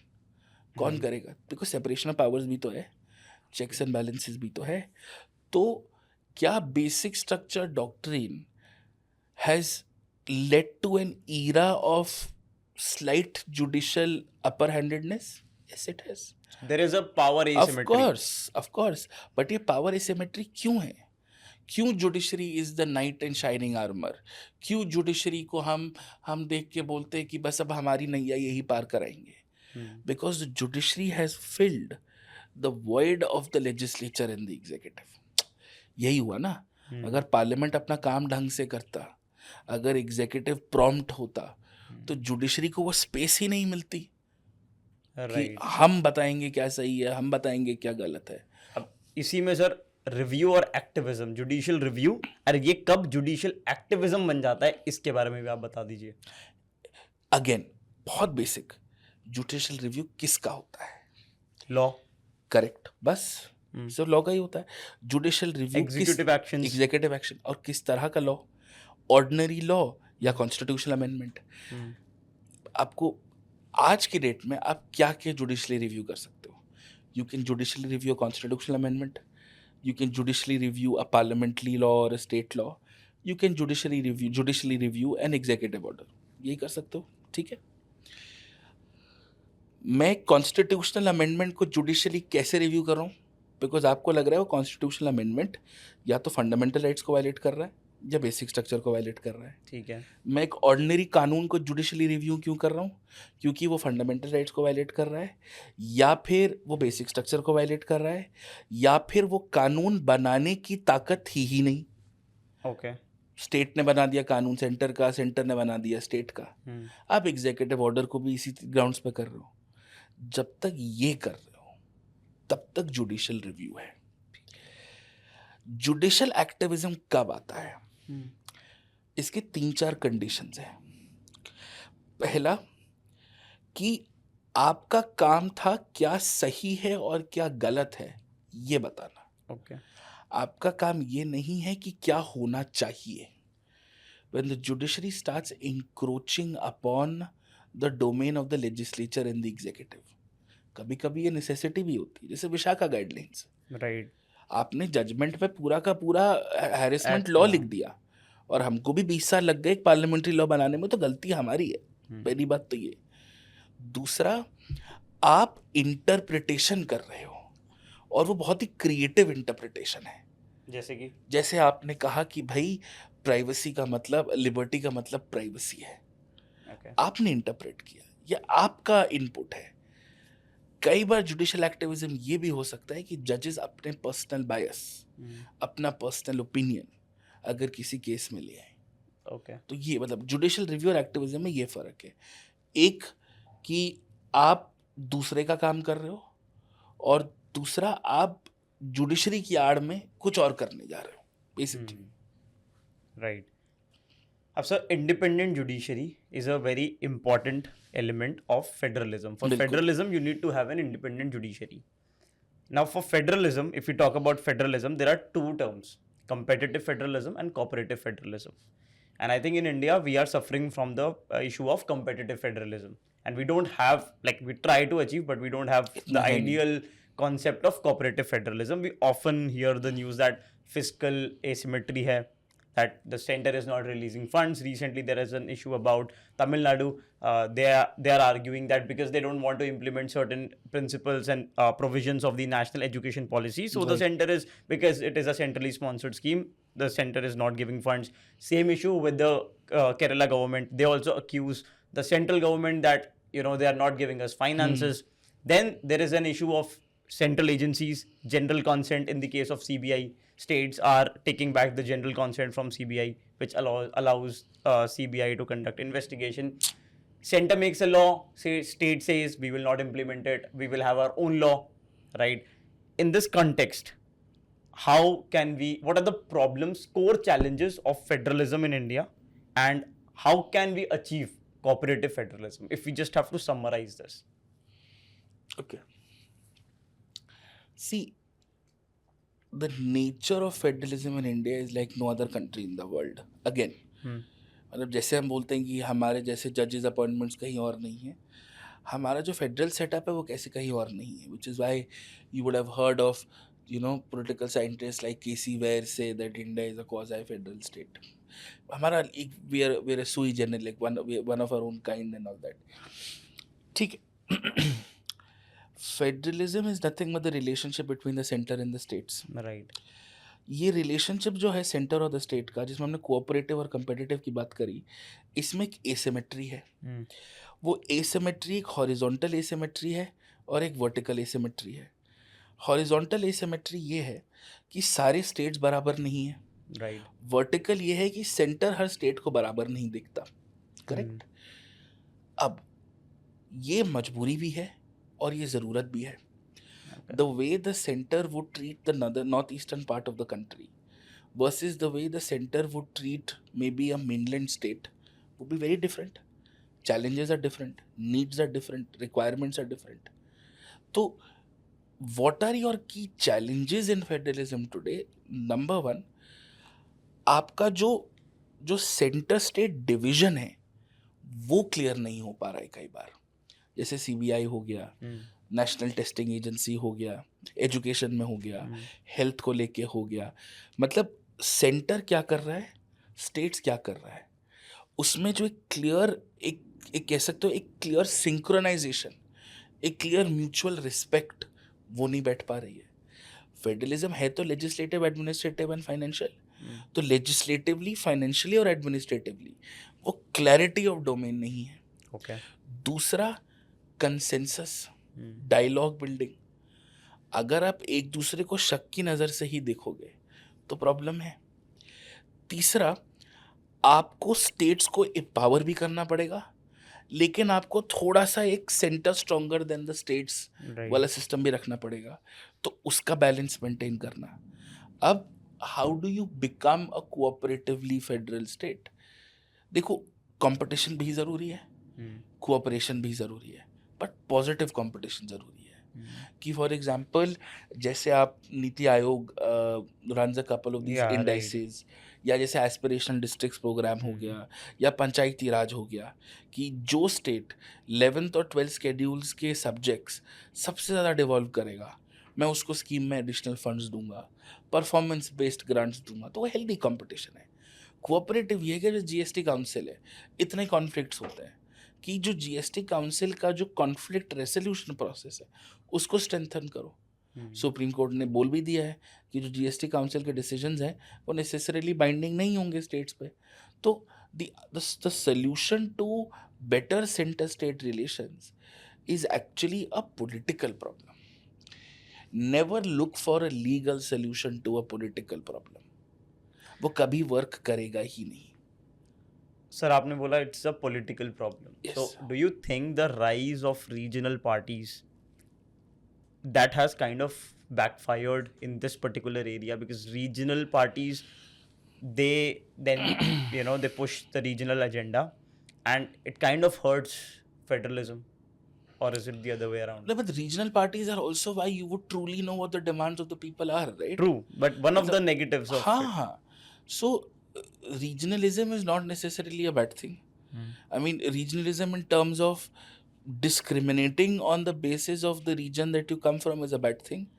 But if regionalism is supposed to mean the growth of regional parties who would say कि भाई मेरे local agendas ये हैं, मैं उसके लिए फाइट करना चाहता हूँ, मेरा नेशनल एम्बिशन नहीं है, which is also a very good thing. Sometimes it leads to hyper focus also, जैसे बंगाल में कई बार उसको लेके इशू है. But a lot of times regional parties will have the best interests of the people. तो क्या रीजनल पार्टीज की वजह से फेडरलिज्म हैम्पर हुआ है? नहीं, मेरे ख्याल से रीजनलिज्म की वजह से फेडरलिज्म और क्वालिटेटिव हुआ है. नहीं तो फिर एक दूसरे से ही तो बात कर रहे थे. सेंटर पे भी गवर्नमेंट पॉलिटिकल पार्टी एक ही गवर्नमेंट, स्टेट में भी पॉलिटिकल पार्टी एक ही गवर्नमेंट. तो कॉन्फ्लिक्ट का है, वो तो वही करेंगे ना जो एक दूसरे को बोलेंगे. राइट. कॉन्फ्लिक्ट तो वही होगा ना जब सेंटर में पॉलिटिकल पार्टी ए की गवर्नमेंट है और स्टेट में पॉलिटिकल पार्टी बी की गवर्नमेंट है, और दोनों जीएसटी काउंसिल के मीटिंग पे बैठे हैं, और फिर गुड्स पे रेट ऑफ टैक्सेशन डिसाइड हो रहा है, तो मिडिल ग्राउंड आएगा ना. नहीं तो फिर डिस्कशन किसी बात का. It's just that they have to play the fair game. Correct. Okay. See you know whether, जैसे अभी आपने जाने ना अनजाने में बिल्कुल पर्ल्स ऑफ विजडम दे दिए. आपने मुझे ऑर्डिनेंस बताया, आपने मेरे को ये स्पीकर का प्रॉब्लम बताया, हमने पार्लियामेंट्री डेमोक्रेसी की बात करी, इसमें इम्यूनिटीज़ प्रिविलेजेस भी आ जाती है. आपने कलेक्टिव रिस्पॉन्सिबिलिटी की बात की कि प्रेसिडेंट ने अगर प्राइम मिनिस्टर की नहीं सुनी तो, प्रेसिडेंट ने अगर काउंसिल ऑफ मिनिस्टर्स की नहीं सुनी तो. हम कई बार क्या है ना, हम अगेन पॉलिटिकल प्रॉब्लम्स के लीगल सोल्यूशंस ढूंढते हैं, और लीगल सोल्यूशंस का वर्क अराउंड है ना. राइट. आप कितना भी बोल लो कि ऑर्डिनेंसेस रिप्रमलगेट नहीं हो सकते, हुए ना. आप कितना भी बोल लो एंटी डिफेक्शन लॉ एक तरीके से लगेगा, आपने महाराष्ट्र में क्या ही उखाड़ लिया, Right. पार्डन माय लैंग्वेज, आपने No, क्या it's नहीं, right. fair. Political problems will always require a more consensus driven solution. Legally आप सेफगार्ड कर लोगे, आप बोल लोगे कि भाई स्पीकर का डिसीजन रिव्यू हो जाएगा, आप बोल लोगे कि हाँ भाई conduct of the person also matters, but at the end of the day decision तो वो बंदा ले रहा है ना. Right.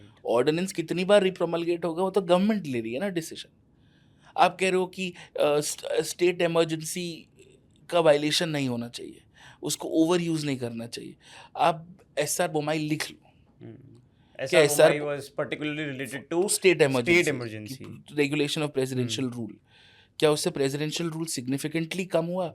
हाँ, बट क्या उसका अब्यूज खत्म हुआ? नहीं हुआ ना. Right. You are looking for, मतलब it can never just be a purely legal solution, nor it can be a purely political solution. Sir अभी आपने मेंशन किया था पंचायती राज इंस्टीट्यूशंस के बारे में. अब लोकल गवर्नेंस यूपीएससी के कॉन्टेक्स्ट में तो बहुत ही इंपॉर्टेंट टॉपिक है, and the idea for local governance was to bring democracy closer to the people, right?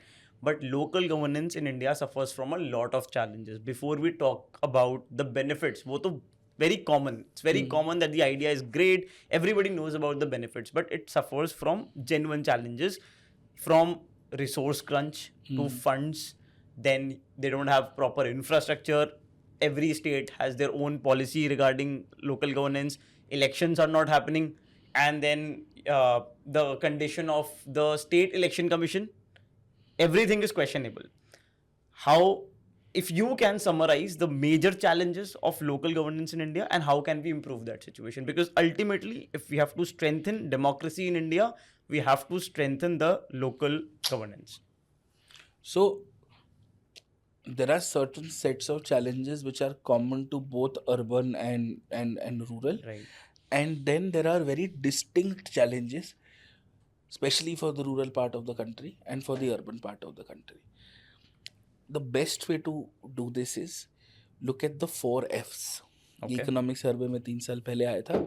UPSC is also recirculated it in its exams also. So you have the issue of functions, functionaries, funds, and functionality. Okay. So the first what we say is functions. आपका impact तो तभी होगा ना जब आपके पास वो impact करने की पावर है. Local self government is nothing but you're saying instead of having 2 layers of government, we will have 3 layers of government. The difference is the third layer is going to be a direct layer. It's not going to be an indirect election. Fundamental difference इतना ही है that it's closer to direct democracy as we would imagine it to be. अब 11th schedule और 12th schedule में एक list of subjects दे रखे हैं. वो subjects now क्योंकि local self government state list में है, Right. it becomes a federally sensitive issue. Sector कितना भी कुछ कर ले, एक लाइन नहीं क्रॉस कर सकता क्योंकि local self government state list में है. हाँ. एंट्री नंबर 5 और 6 of the state list. Central government ने क्या किया through the 73rd and 74th amendment, 11th और 12th शेड्यूल बना दिए. ऑप्शनल शेड्यूल है. जो स्टेट्स का मन जितना उनका इच्छा है 11th और 12th शेड्यूल से आप वो सब्जेक्ट्स अपने लोकल सेल्फ गवर्नमेंट को दे दो. 11th for rural, 12th for urban. Majority of the states have not devolved all of the subjects in the 11th and 12th. Right. Yeah, that schedule, is one problem. which is why we say that local self government is a decentralization exercise, not a devolution exercise. Devolution हमारा सपना है, decentralization हमारी हकीकत है. That's the functions problem.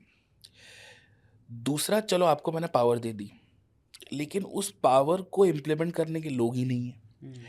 या तो election ठीक से नहीं होते हैं, या टाइम से नहीं होते. अब political parties have started investing in local elections. चलो आपके पास सरपंच आ गया, लेकिन वो सरपंच साहब या सरपंच मैम के पास स्टाफ नहीं है, तो वो MG नरेगा में आपको क्या ही इनपुट दे पाएंगे. राइट. तो in terms of functionaries there is a problem. तीसरा, funds.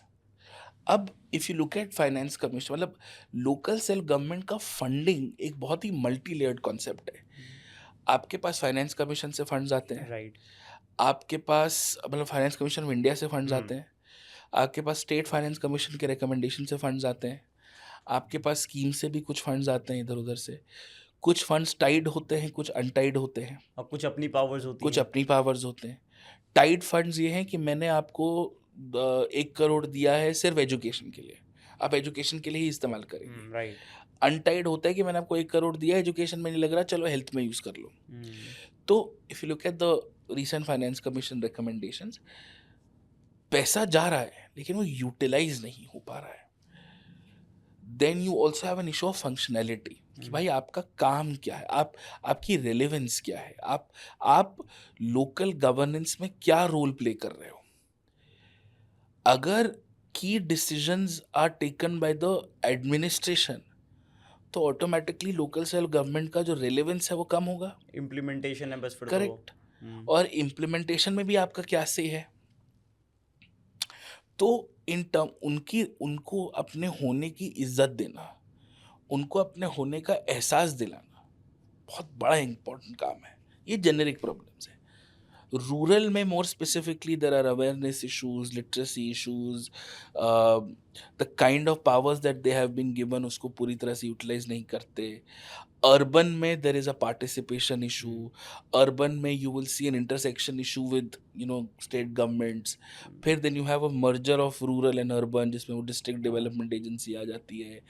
In the case of urban local government is a metropolitan planning agency also.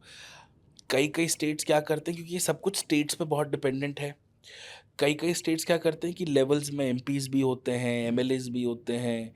तो फिर अगर आपके फॉर एग्जांपल पंचायत समिति या ज़िला परिषद में उस ज़िला का एमपी एमएलए भी है, तो ज़िला परिषद के चेयरपर्सन को लोग कितना ही सुनेंगे। ऐसा ही कुछ हमने उस वेब सीरीज पंचायत में भी देखा है। पंचायत में भी। पंचायत का पूरा जो हाँ। गेम है वहाँ पे वो लोकल एमएलए के साथ ही तो उनका कॉन्फ्लिक्ट दिखाया है करेक्ट पूरा। Correct correct correct right. Correct. तो है मतलब, एंड इनफैक्ट पंचायत को पढ़ने और पढ़ाने में मज़ा बहुत आता है, बिकॉज इस बारे में लोगों को कुछ पता ही नहीं है। राइट। और मेरे को सबसे ज़्यादा क्वेश्चन नहीं आते कि सर, जब मैं पढ़ाता हूँ कि सर हमारे डिस्ट्रिक्ट में तो सरपंच को ये बोलते हैं, आप क्यों बोल रहे हो। बिकॉज ये इतना डाइवर्स है, Right. इतना स्टेट सेंट्रिक है, इसलिए। खैर राइट। एंड सर इसको कैसे इम्प्रूव करें अब? Like what can be the recommendations to improve the local governance situation? तो first things first, you will have to devise an incentive structure for devolution.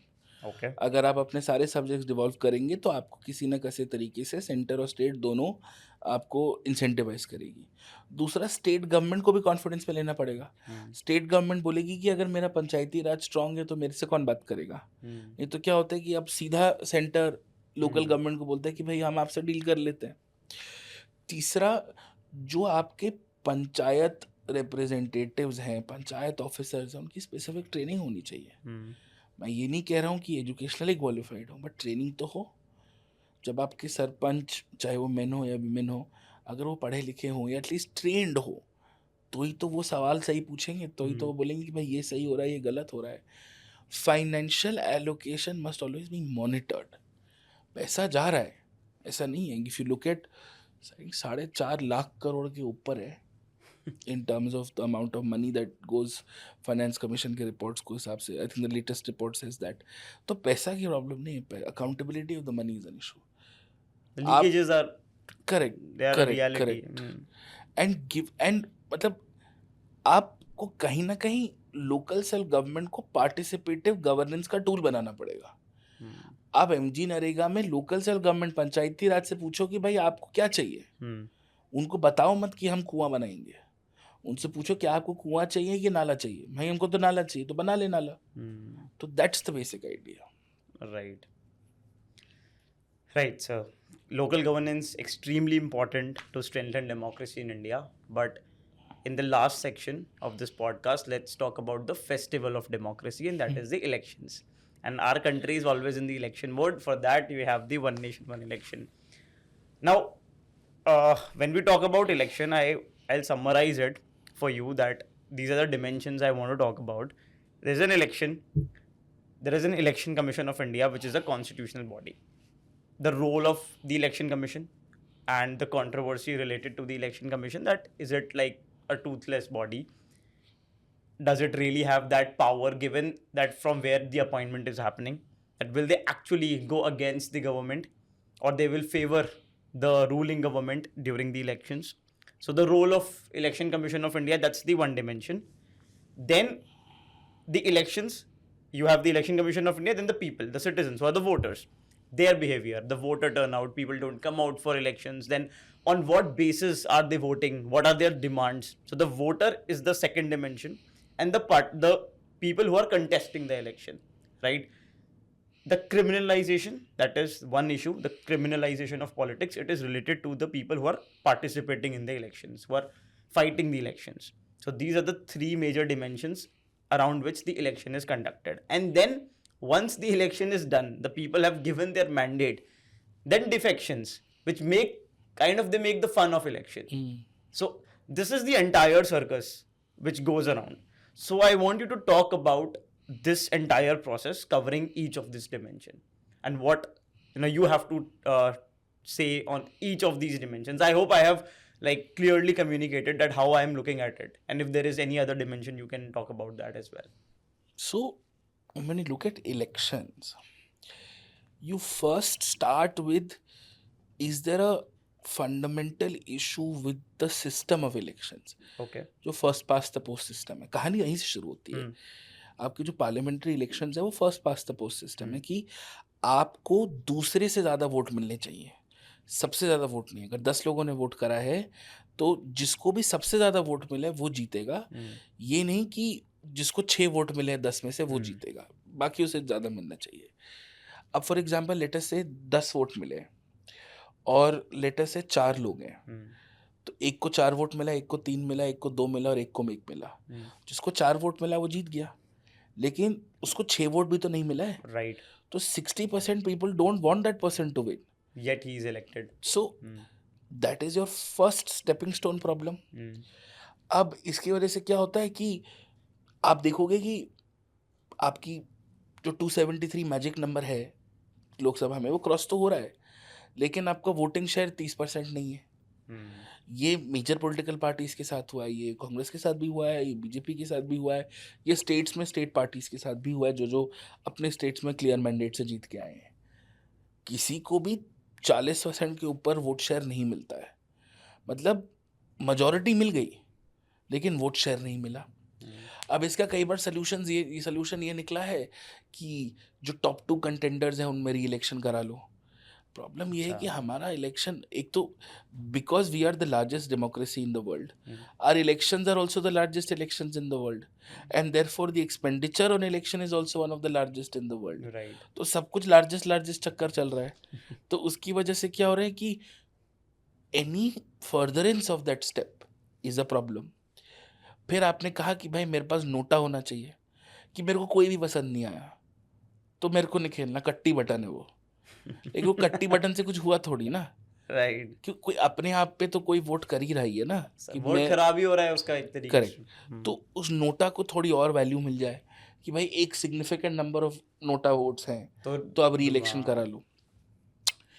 फिर आप आते हो इलेक्टोरल प्रैक्टिसेस पे कि क्रिमिनलाइजेशन ऑफ पॉलिटिक्स है, पोलिटिसाइजेशन ऑफ क्रिमिनल्स है, जिस तरह से आप इलेक्शनरिंग करते हैं, जो आप जिन बेसिस पे आप वोट्स मांगते हैं, जो आपकी कास्ट पॉलिटिक्स है, रिलीजन पॉलिटिक्स है, जो भी तरह अगर आपकी कास्ट आइडेंटिटी स्ट्रांग है, जो मैंने देखा है सर. दूसरा, अगर आपके पास ज्यादा मसल पावर है तो you have a bigger chance of winning the election. तो इंडिया में तभी तो कहते हैं that in India you do not cast your vote, you vote your caste. Right. सबसे बड़ी प्रॉब्लम तो इंडिया में यही है that you don't cast your vote, you vote your caste. And even जैसे सर होता है ना, वो कॉन्सेप्ट होता है रूरल एरियाज में बाहुबली. हाँ, मतलब अगर वो है तो वो शायद उनको वोट देंगे तो वो कुछ कर लेंगे. अगर कोई यंग लड़का लेट से खड़ा हो जाता है उनके अगेंस्ट जाके कि भाई मैं लड़ूंगा, मैं क्वालिफाइड हूँ, पढ़ा लिखा हूँ, people will not look at that. They will focus more on the muscle power. बिल्कुल. So that is also a reality. And there's also a larger issue of dynastic politics also. कि मतलब politics in itself is not a very fair entry point. मतलब अगर बॉलीवुड में nepotism है तो politics में भी है. Right. अब आप नेपोटिज्म पे ही सवाल उठाओगे कि भाई ये क्यों, हम सबको करना चाहिए मौका. अब देयर आर आर्ग्यूमेंट्स कि भाई किसी की फैमिली ने इतनी मेहनत करी है तो भाई वो अपने बच्चों को प्रेफर करेंगे ही करेंगे. उससे दूसरों का नुकसान हो रहा है तो हो रहा है. But the problem is while it still may be less questionable in Bollywood, But political nepotism is a democratic endeavor. आप political nepotism के चक्कर में देश की democracy के साथ, it's a larger problem. So whether it's criminalization of politics or politicization of criminals, जो आपके core electoral violations हैं, they are generally governed by the Representation of People's Act. Now वो Representation of People's Act, क्या वो एक strong law है? क्या वो इम्प्लीमेंट हो रहा है? आपने मॉडल कोड ऑफ कॉन्डक्ट तो बना दिया, लेकिन मॉडल कोड ऑफ कॉन्डक्ट की स्टैट्यूटरी रिकग्निशन नहीं है.